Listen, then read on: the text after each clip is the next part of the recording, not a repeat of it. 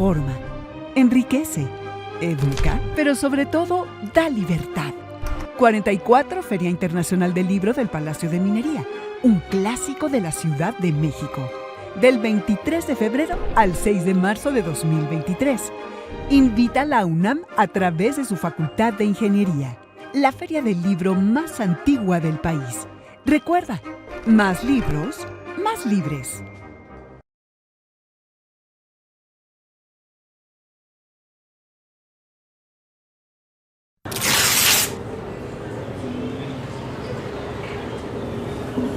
Hola, buenas tardes. Muchas gracias por estar aquí, acompañándonos en la presentación de esta traducción, que es Dios Queer. Este proyecto nos da muchísimo gusto y nos sentimos muy felices en el Departamento de Ciencias Religiosas de la Ibero, porque es la primera traducción que estamos publicando de una serie de traducciones que estamos haciendo. La revisión científica estuvo a cargo del doctor Ángel Méndez y la traducción cargo de Leslie Pascual. Entonces, bueno, pues para yo no tardarme mucho y que mejor hablen los expertos del tema, voy a dar la introducción y presentar al doctor Ángel Méndez Montoya, que nació en Mexicali, California, México. Fue hermano cooperador en la Orden de Predicadores y actualmente es laico dominico en el Instituto Internacional de Teología Mary Dominic Chenu en Berlín, Alemania.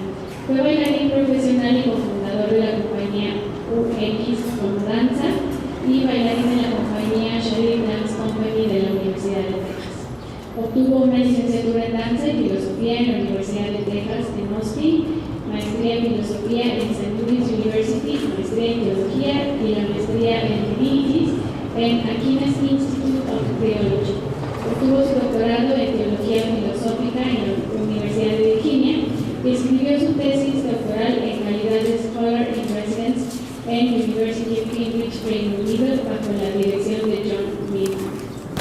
En 2009 su tesis doctoral fue publicada por Willie Blackwell en Oxford bajo el título Theology of Food, Eating and the Eucharistic, que esta obra también ya fue traducida al español y publicada recientemente hacia finales del año pasado, ¿cierto? Y bueno, es además profesor e investigador de tiempo completo en el Departamento de Ciencias Religiosas de la Universidad Iberoamericana en la Ciudad de México, en donde fue coordinador de la maestría en Teología y Mundo Contemporáneo y de la Revista Iberoamericana de Teología. Actualmente dirige la línea de investigación en el mismo departamento, Teología, Hermenéutica y Praxis de la Experiencia Religiosa. Y en esta coordina la línea del proyecto de investigación, el arte y las provocaciones teológicas, diálogos emergentes entre las artes, las teorías estéticas, la teología y los estudios críticos de la religión. Doctor Ángel, le cedo la palabra. Muchas gracias. Muchas gracias, muy buenas tardes. Es un gran honor para mí estar en este evento que es tan querido para todos nosotros en el país, especialmente a las personas de aquí de la Ciudad de México. Es un evento que siempre esperamos cada año. Y qué mejor que hacerlo para presentar este gran libro tan provocador que ha sido un gran impacto para el público, Dios Queer, de Marcela Altus-Reit. Como dijo mi colega Débora, este es el primero de nuestros libros de una serie que vamos a hacer en el Departamento de Ciencias Religiosas, de libros contemporáneos que no han sido traducidos al español y que son de alto impacto. Entonces nosotros dijimos, pues vamos a empezar con uno de muy alto impacto, y es el resultado de esta hermosa traducción hecha por Leslie Pascual, y yo estuve a cargo de la revisión científica y del prólogo también. Entonces para mí está muy cerca de mi corazón y de mi intelecto este libro, y es algo que aprecio muchísimo y me da muchísimo gusto de que esté publicado. Un poquito para hablarles del contexto del libro. Este libro se publicó en el 2003, hace 20 años, originalmente en inglés, como The Queer God. Lo publicó la editorial Routledge en Estados Unidos e Inglaterra, que es una de las mejores publicaciones en el habla inglesa, pero no se había traducido al español, a pesar de que Marcela Altus-Reit fue argentina. Ella murió en el 2009, y no se había traducido su libro. Sí habían traducido un libro anterior, La teología indecente, que lo publicó en el 2000. Ese fue el único que se tradujo al español, pero quedó pendiente Dios Queer, porque es un libro bastante polémico. Marcela Alturreyra, además, fue una mujer disidente, sexualmente disidente, de un barrio pobre de Rosario, en Argentina. Y desde muy joven a ella le interesó mucho la teología, especialmente en los años 70, cuando ella va creciendo, nació en 1952, ya para los años 70 es joven y está muy interesada en la teología de liberación, en un país y en un continente latinoamericano, donde en esos tiempos, en los años 70, los años 80, había un gobierno bastante dictatorial, con una política militarizada, muy represor. Entonces los temas de sexualidad, por supuesto, de sexualidad disidente, ella siendo bisexual, eran temas totalmente censurados y perseguidos. Entonces es un tiempo de persecuciones, es un tiempo de un gran terror, de mucha represión, de mucha violencia hacia las personas disidentes en todos los sentidos. Obviamente, cuando Marcela Alturreyra se entera de la teología de liberación, se enamora muchísimo de esta forma de hacer una teología en contra de estos poderes dictatoriales, una teología política que busca la emancipación total de todas las personas, sobre todo las personas más marginadas, las personas más oprimidas, como es el caso de Latinoamérica. Pero muy pronto, a pesar de ese impulso liberacional de la teología de liberación, a pesar de eso, muy pronto Marcela Alturreyra se sintió que algo faltaba y dijo, bueno, yo como una persona disidente sexual, creo que la liberación debe ser integral, no nada más una liberación de los pobres, ¿no? Como una estructura, un concepto abstracto. Y entonces ella decía, falta corporeizar la marginación y las diásporas, estos lugares de exilio, estos lugares de márgenes y de periferias. Entonces critica la teología de liberación o a los teólogos de la liberación de la primera generación, porque les faltaba corporeizar y erotizar a la teología.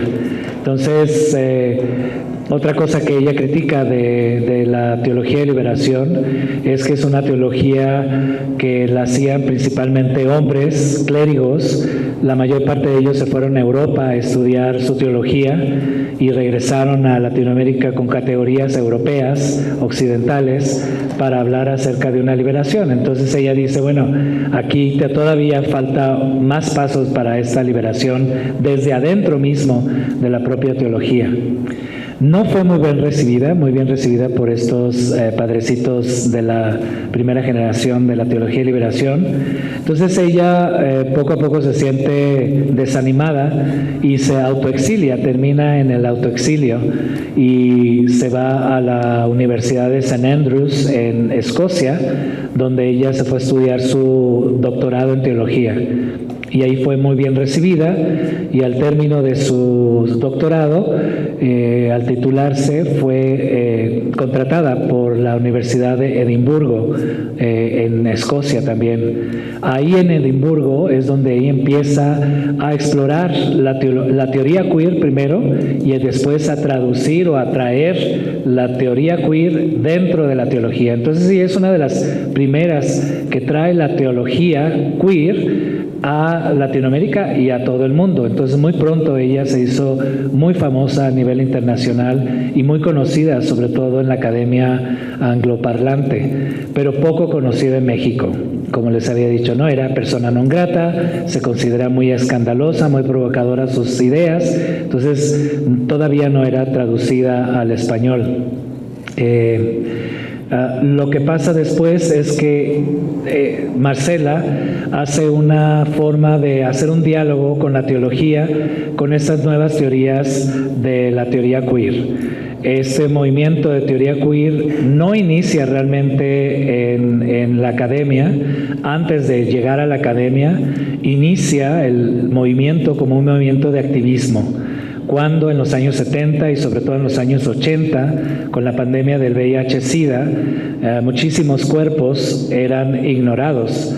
Eran totalmente no reconocidos, no había un reconocimiento, no había un agenciamiento de estas personas y no había atención médica. Entonces, los derechos básicos de seres humanos, de la dignidad humana, no eran reconocidos, sobre todo en las poblaciones LGBTI y más. Entonces, en los años 80, sobre todo, salen a las calles y en las marchas en las calles empiezan a gritar: "We are here and we are queer, get used to it". Estamos aquí y somos queer, acostúmbrense a eso. Y eso es muy interesante porque este término queer en inglés significa inicialmente raro, extraño, extravagante, excéntrico, torcido, fuera de lo normal. Pero ese término en los contextos culturales angloparlantes era un término para insultar a las personas no heterosexuales. Entonces es un término ofensivo, es un término marginante, es una forma en la cual los discursos hablados se materializan en nuestros cuerpos y dejan heridas también en nuestros cuerpos. Pero lo interesante es que ese término no lo usan como un término determinante ni determinista. Al contrario, lo usan y lo resignifican.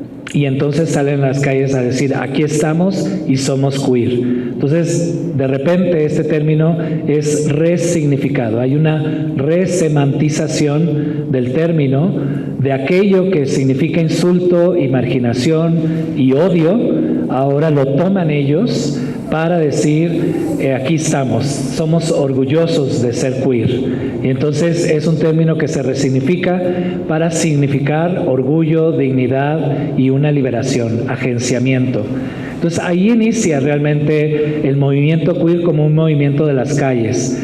Y hasta finales de los años 80 empieza a entrar dentro de la academia, principalmente por algunos pensadores que ya estaban haciendo teorías de la diversidad sexual, teorías feministas también, que fueron muy importantes los movimientos feministas para hablar acerca de la equidad de género, y con ello impulsó a estas nuevas formas de subjetividades que eran rechazadas en aquel tiempo. Y entonces se toma dentro de la teoría y entra dentro de la academia, especialmente por Judith Butler, una de las principales expositoras de la teoría queer. Hasta finales de los 90 es cuando empieza a entrar en la teología, en el campo teológico, y pues como dije, Marcela Altuve fue una de las pioneras. Muy arriesgado, porque el tema de la sexualidad es un tema arriesgado dentro de las iglesias cristianas y católicas, de un tiempo bastante conservador, con un problema de fobias terribles, ¿no? No solamente homofobia, pues, sino homo, lesbo, transfobia, sobre todo en contextos religiosos. Temas que tienen que ver con el cuerpo, temas que tienen que ver con la equidad de género, temas que tienen que ver con la liberación sexual, no eran muy aceptados dentro de las iglesias, dentro de las comunidades cristianas y dentro de los institutos religiosos. Así es que fue desde un principio un gran golpe, sobre todo con su primer libro, que se tituló Teología Indecente. Entonces, lo que quería decir Marcela Altuve es tomar ese concepto o esa categoría de indecencia como un concepto que ha sido usado por las poblaciones y por las comunidades más conservadoras dentro de las iglesias. Las ultraderechas, todos los que estaban a favor de la militarización y estos gobiernos dictatoriales de represión. Entonces eran considerados todos estos cuerpos no heteronormados como cuerpos indecentes, como personas indecentes. Lo que hace Marcela Altuve, tomando esta misma metodología de torcer las cosas y los conceptos, de resignificar los conceptos, Marcela lo retuerce y lo resignifica, y entonces ahora defiende a las personas indecentes, a las personas no únicamente, y aquí es interesante, no únicamente dentro de las comunidades LGBTI y más, sino a todos los cuerpos que son basurizados por cuestiones de raza, por cuestiones de estatus migratorio, por situaciones de diferentes capacidades, por cuestiones de gordura, ¿no? Cuerpos gordos, cuerpos viejos, cuerpos que son rechazados por la sociedad. Esos cuerpos basurizados son los cuerpos indecentes. Y es desde esa teología indecente, indecentando a estos cuerpos, que Marcela Altusrey busca por una liberación de estos cuerpos. Entonces ahí empieza su propuesta de una teología queer, que es una propuesta teopolítica, una forma de hacer una política a partir de un concepto de Dios que sale del closet, que sale del armario. Entonces, su propuesta después, ya que escribe en el 2003 The Queer God, el Dios queer, ella lo que propone es sacar a Dios del closet, sacarlo de su armario. Regularmente cuando pensamos en Dios, casi todos nosotros pensamos en un Dios masculinizado, ¿verdad? Como lo hemos visto en las fotos o en las pinturas, en las esculturas. Hombre, en primer lugar, ¿no? Cuando Dios no tiene género, masculinizado, heteropatriarcal, ¿no? Que no acepta otro tipo de deseos y otro tipo de cuerpos que no son heteronormados. Blanco, ¿no? La blanquitud de Dios, occidental, ese señor viejo con barba blanca, blanqueado. Entonces, lo que propone Marcela Altusrey con Dios queer es muy revolucionado, porque dice, hay que sacar a Dios de ese armario de la masculinización, de lo blanqueado, de lo heteropatriarcal, y descubrir al Dios que es no binario, porque en realidad Dios no tiene género, y que va más allá de un deseo homosexual o heterosexual. Sobre todo rompe con los paradigmas de deseos heterosexuales, especialmente porque Marcela toma como modelo de Dios el Dios comunitario. Dentro del pensamiento cristiano, Dios no es solitario, Dios es una comunidad de tres. Entonces, dice Marcela, si lo que sostiene a Dios es el amor, es un amor radical, entonces dentro de la dinámica de Dios hay una dinámica amorosa, poliamorosa, ¿no? Porque no es nada más hacia una expresión sexual, sino a cualquier expresión de deseo. Entonces Dios es el Dios del deseo, es un Dios erótico en ese sentido, porque desea al otro. Dentro de Dios hay diversidad y este Dios sale de sí mismo, hay una kenosis, una salida de sí para aceptar, para amar a la otra persona. Entonces dentro de Dios hay un menage à trois, que ahí sucede, que es eterno y que es una dinámica de movimiento, un movimiento erótico, ella le llama. Dice, voy a citar para nada más saborear algo de sus palabras, porque es muy fuerte, muy visceral en su forma de hacer teología. Dice, debemos pensar sobre una experiencia de Dios en movimiento, tal cual expresa la retórica de un desbordamiento erótico de la divinidad. El amor de Dios es tan eterno, tan infinito, que se desborda a sí mismo y que sale de sí hacia el otro. Y no solamente es una dinámica interna al interior de Dios, sino con la creación de todo el mundo, de todo el cosmos, Dios sale todavía más de sí. Ese desbordamiento de amor sale en su acto de crear. Entonces todo lo creado es producto de ese amor radical y queer de Dios, ¿no? Que ama la otredad, que ama la diversidad. Entonces ahí hay una excentricidad de Dios, sale del centro. Excéntrico es salir del centro, sale de su centro y se queeriza. No únicamente ama a las personas queer, a los cuerpos basurizados, sino Dios se convierte en queer, se queeriza a sí mismo. Entonces Dios en la encarnación se hace carne, ¿no? Esto que hemos rechazado, culpabilizado, castigado, atormentado y hasta asesinado en nombre de Dios por la cuestión de la carne, por la cuestión del cuerpo, lo vemos que aquí se radicaliza en la misma encarnación de Dios. Es un amor carnal, es un amor, un deseo que se hace carne, que transforma también. Entonces a Dios, según Marcela Altusrey, lo podemos encontrar en estos cuerpos que han sido basurizados. Ahí está Dios.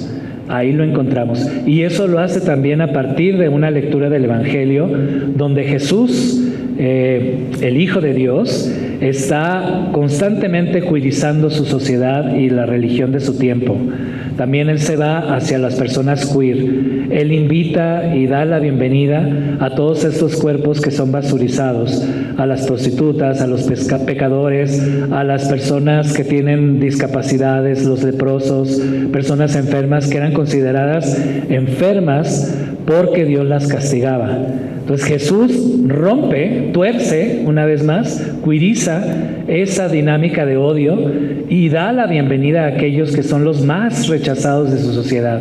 Entonces Dios es queer también en la persona de Jesús, en su forma de queerizar a la sociedad y a la religión de su tiempo, y nos deja abierto todo un reto para también nosotros amar a las personas que son las más rechazadas en la sociedad, a todos aquellos cuerpos que son crucificados en el día de hoy. Entonces, eso es muy importante porque lejos de promover una religión colonial de explotación, de abuso, de subordinación de los otros, lo que hace es Marcela Turrey es abrir otro camino para Dios y para otra forma de espiritualidad y de religiones más allá de estas instituciones homo, lesbo, transfóbicas, y crear nuevos contextos religiosos, espacios de expresión, de unión con Dios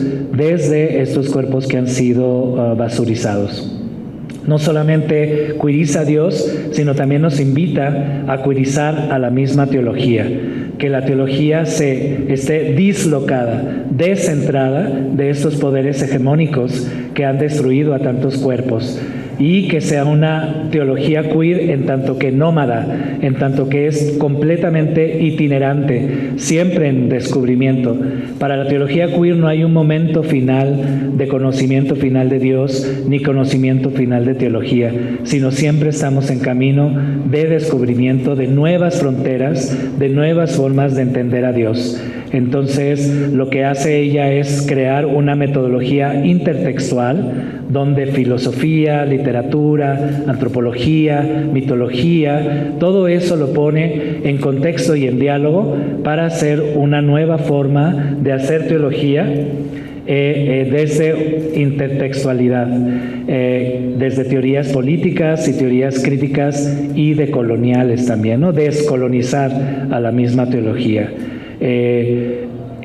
Marqués de Sade es muy importante en este libro para hablar acerca también de la categoría de promiscuidad y de libertinaje que usa tanto el Marqués de Sade y que era tan odiado en su tiempo también. Pero Marqués de Sade también lo hacía para criticar a una sociedad hipócrita que rechazaba estos cuerpos de los pobres, de las personas libertinas, de las personas de la diversidad sexual. Entonces, utiliza Marcela Turrey el modelo del Marqués de Sade para también queerizar y hablar acerca de estas teologías del libertinaje, una transgresión teológica y política. Entonces, nos invita pues a salir de estos closets, todas las personas. Si somos heterosexuales, si son personas heterosexuales, también salir de esas heterosexualidades normativas que también rechazan a los otros y que se vuelven hegemónicas. Entonces, todas nosotras tenemos que salir de esos closets, dejar a Dios ser Dios y liberarnos. Una vez que Dios es libre, también podemos liberarnos a nosotros mismos. Gracias.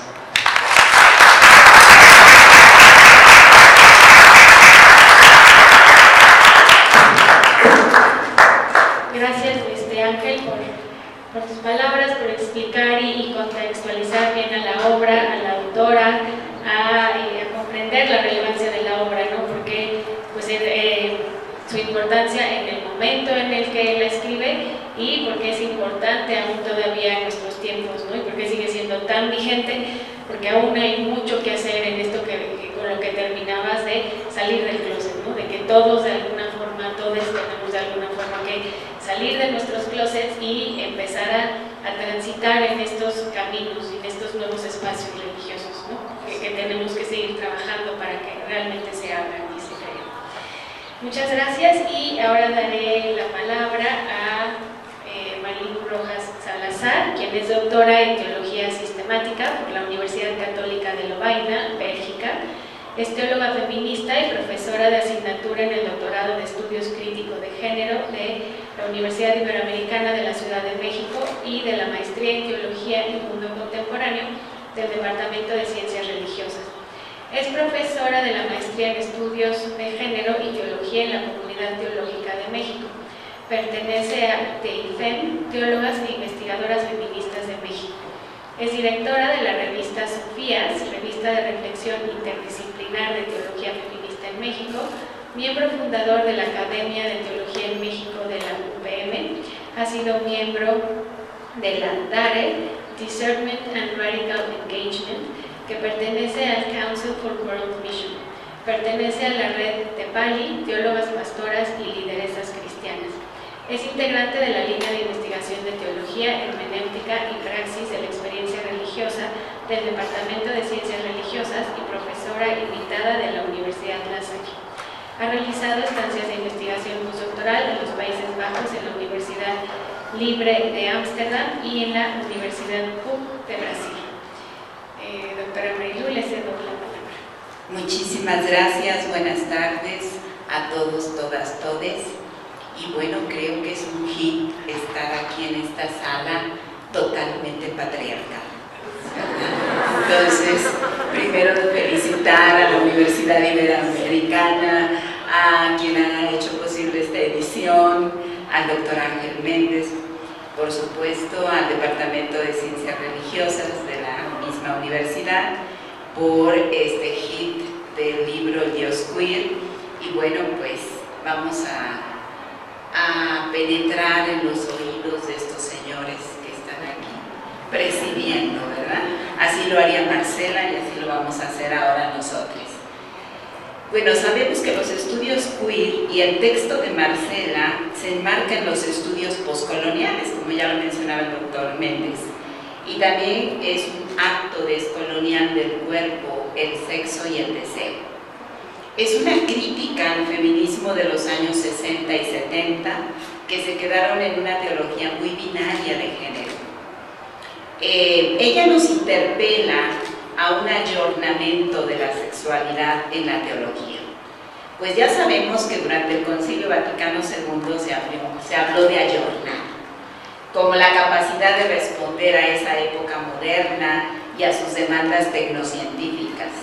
Pero ciertamente se olvidó de una teología desde y con el cuerpo, pues las teologías postconciliares abandonaron la situación de género y de la pobreza en América Latina, y siempre miraron la teología desde una heteronormatividad. Siguieron haciendo una teología desexualizada y dejaron de lado la sexualidad, el erotismo y el deseo en manos del mercado. El texto que ustedes van a leer o que ya han disfrutado usa un montón de metáforas sexuales para abordar temas muy complejos, como el concepto de Dios queer, como una exposición indecente de Dios, como un extraño sexual de la heterosexualidad y como un hombre.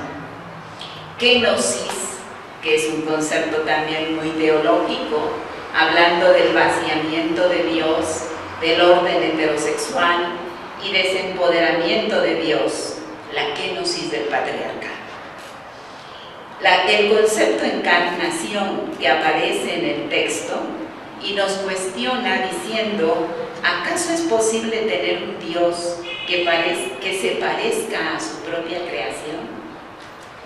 Y nos lleva de la mano a la Trinidad de las relaciones pluriamorosas, donde la Trinidad se vuelve un orgasmo de relaciones amorosas. La redención, la categoría redención, como una reterritorialización que exige que se reconozcan otras sexualidades redentoras. Todas las sexualidades son redentoras.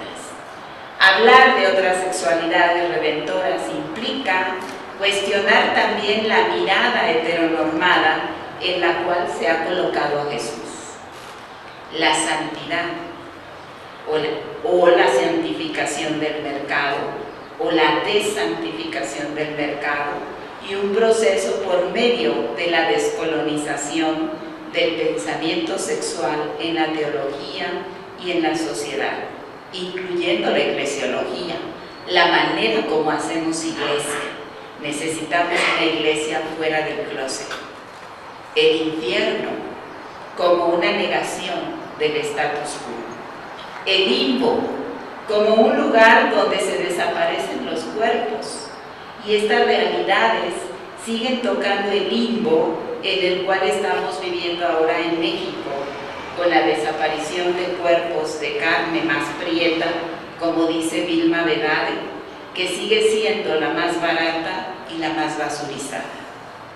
Marcela interpela desde una metodología intertextual, pero sobre todo con una hermenéutica libertaria, y ella le llama hermenéutica libertina, y coloca la fe como plurifidelidad en el pluriamor. La teología cristiana ha sido y sigue siendo una teología que controla el amor por los cuerpos de los demás. Por eso, Marcela nos propone una teología política, crítica sexual, que emana del sur epistémico y que cuestiona la excesiva decencia hipócrita de una teología cristiana que, aliada a los sistemas políticos y de gobierno, se han posesionado del deseo, de la sexualidad y del erotismo en categorías heteronormales. A esta actitud la autora le llama el anticristo. El texto, para que lo lean, nos conduce a repensar las metamorfosis en las relaciones sexuales y de género ligadas a desafíos políticos, económicos y culturales. Es un texto que nos descoloca, pues en vez de demonizar, nos increpa escuchar a los espíritus rebeldes, pues el demonizar es propio de una teología colonial, blanca, heteronormativizada e imperialista.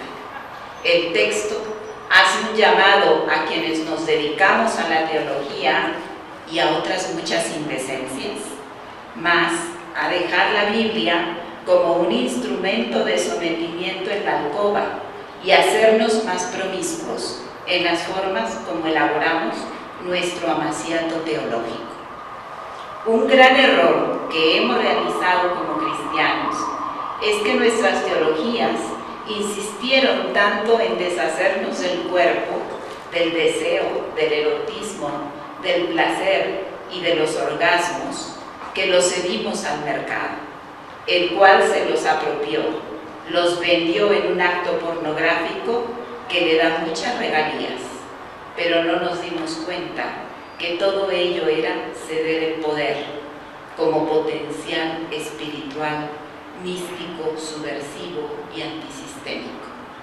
Marcela, como visionaria de su tiempo, como profetisa contemporánea, nos desnuda a recuperar este potencial que proviene de la pluriforme y pluriverso deseo, erotismo y placer del mismo Dios, quien nos hace un llamado vocacional a descolonizar nuestras místicas orgásmicas y sexuales para liberarlas del poder del mercado.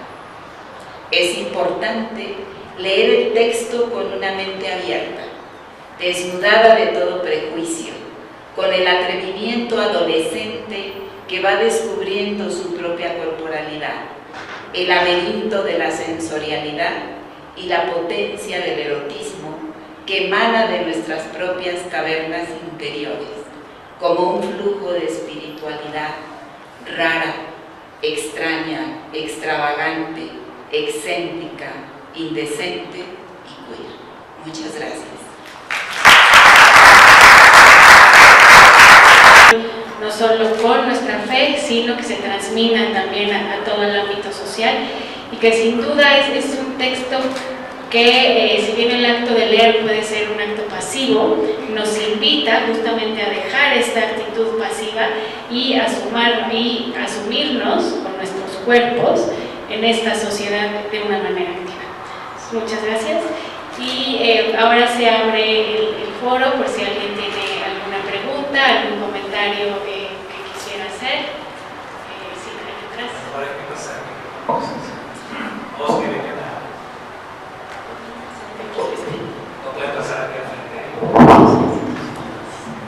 Mientras llega nada más una aclaración del término queer, si se dan cuenta, lo hispanizamos, entonces lo queerizamos también, porque la palabra en inglés es con Q, Q-U-E-E-R, queer, pero suena fonéticamente queer, tal cual, ¿no? Entonces, con el traductor Leslie y un servidor, decidimos que no íbamos a permanecer el mismo término en inglés, porque también el inglés es el idioma del imperio. Entonces, para descolonizar el término y hacerlo desde contextos latinoamericanos, decidimos utilizar C-U-I-R para que suene fonéticamente, para que haya algo extraño cuando la gente dice queer. ¿Qué significa queer? Entonces ahí hay como algo forastero, algo alienígena, algo fuera de nuestro territorio, y entonces también eso permanece como un término que es extraño, que es extravagante en sí mismo, y también para representar no únicamente los cuerpos de las personas en las poblaciones LGBTI y más, sino, como había dicho anteriormente, todos los cuerpos que son basolizados, que viven en las diásporas, en los márgenes, en las periferias de la sociedad. Entonces, los cuerpos negros, cuerpos gordos, cuerpos de ancianos, cuerpos de personas migrantes, cuerpos de indígenas, ahí también está lo queer desde contextos latinoamericanos. Entonces, esa es la razón por la cual decidimos utilizar fonéticamente queer en lugar de simplemente reproducir el término en inglés.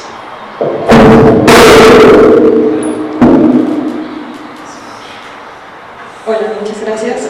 Bueno, yo estoy aquí por casualidad, escuché que lo hicieron y me gustó mucho venir. Estoy en el espectro autista, entonces espero que pregunta, comentario salga lo mejor posible. No conozco a la autora, no les digo como... no sé.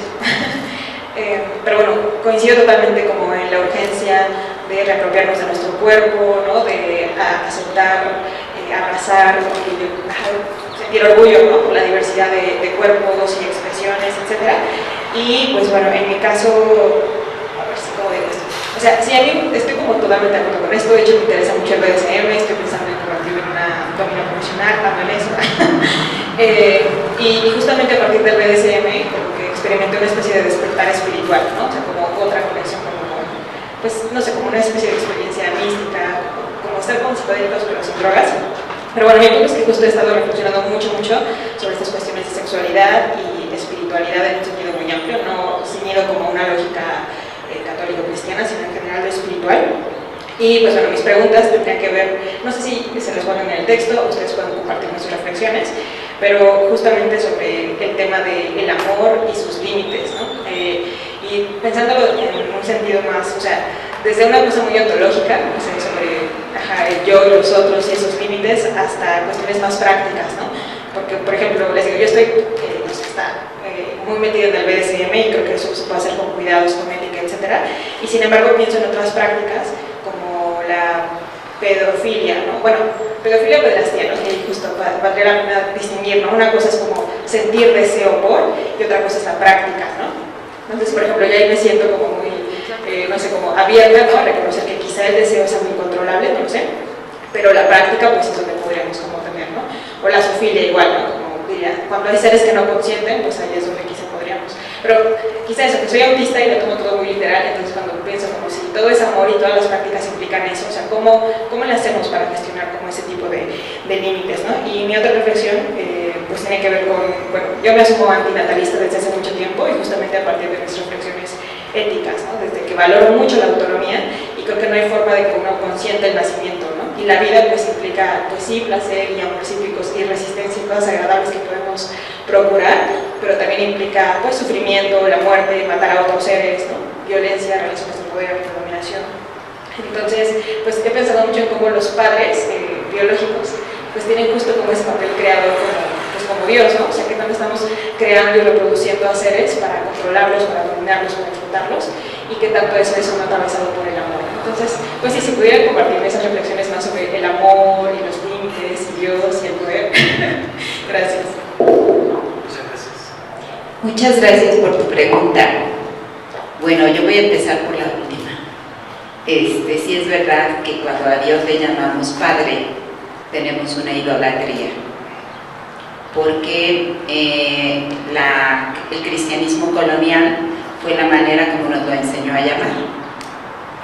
Pero hay otras muchas maneras de hablar de la divinidad. Las teólogas feministas preferimos hablar de la divina sabiduría para romper la categoría del Dios Padre. Y si a esto le cargamos el asunto del poder y resulta que luego nuestros padres en las familias no son los mejores, ¿verdad? Porque también los padres en las familias son los pederastas, son los pedófilos, son los abusadores sexuales. Entonces allí pues Dios queda muy mal parado. Necesitamos romper con esas categorías y la autora es lo que hace, ¿verdad? Habla de romper esa categoría y por eso conceptualiza el término kenosis como abajamiento del poder, quitar el poder del patriarcado. Y Mary Bailey, que es otra autora, ella dice que si Dios es hombre, luego entonces el hombre es Dios, que tenemos que romper con esa idolatría de ese amor o de esa categoría de padre a Dios, ¿no? Entonces por ahí podemos ir como conociendo. Pero luego en el concepto del amor, más que un concepto, pues es una experiencia fluida. Y la fluidez sí tiene sus límites, ¿no? Aquí estamos hablando sí de deseo, de erotismo y de placer, que son categorías profundamente místicas.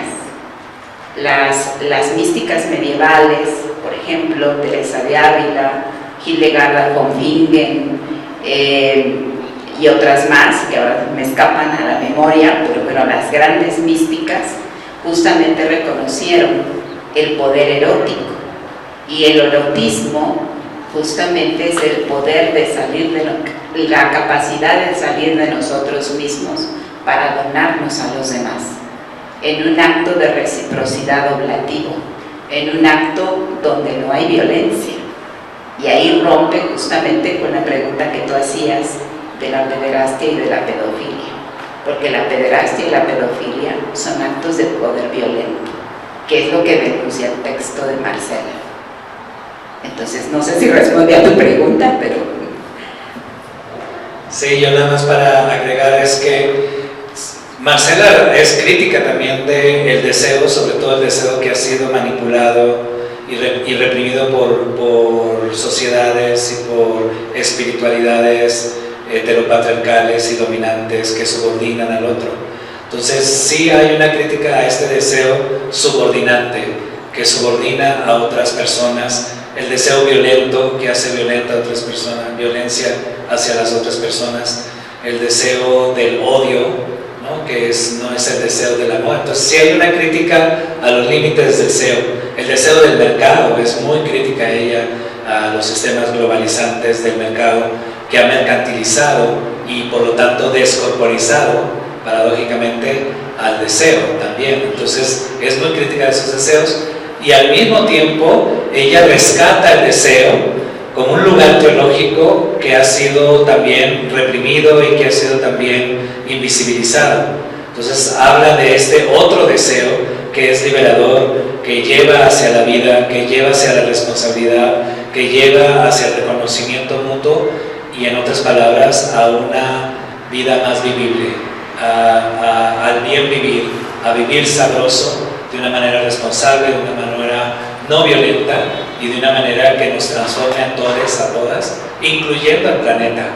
También el planeta, hay una ecología del deseo, ¿no? El planeta lo hemos subordinado, explotado y en esas estamos actualmente con tantas crisis de carácter ecológico y climático, etc. Entonces también nuestros deseos hacia el planeta tienen que ser transformados para que tengamos un planeta mucho más vivible y pues una vida mucho más vivible para todos.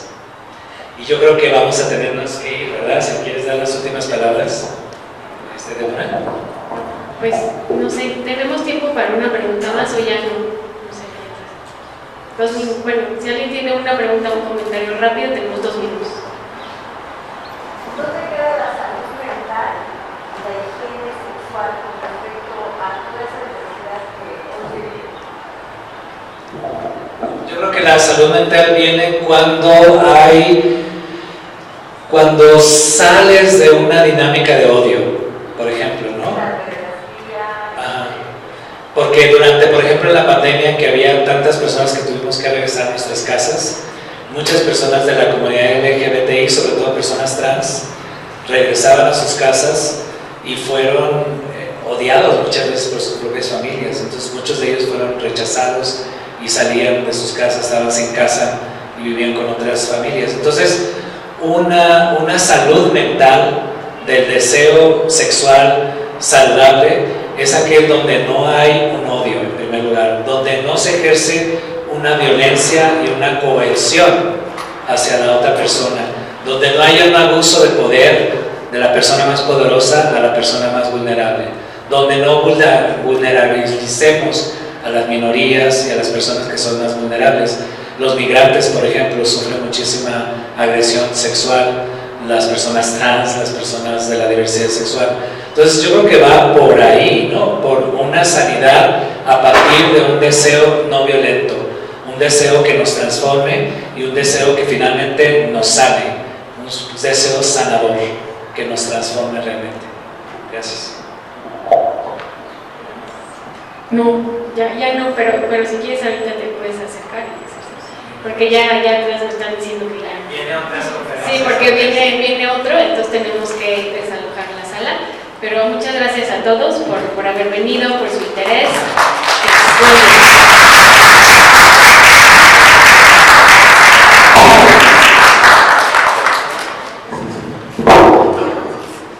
Bueno, nosotros desde la Universidad Iberoamericana queremos agradecerles por haber asistido hoy y también a ustedes el público, y queremos invitarles a adquirir el libro si es que están interesados. El día de hoy tiene un precio especial en 280 pesos. Muchas gracias.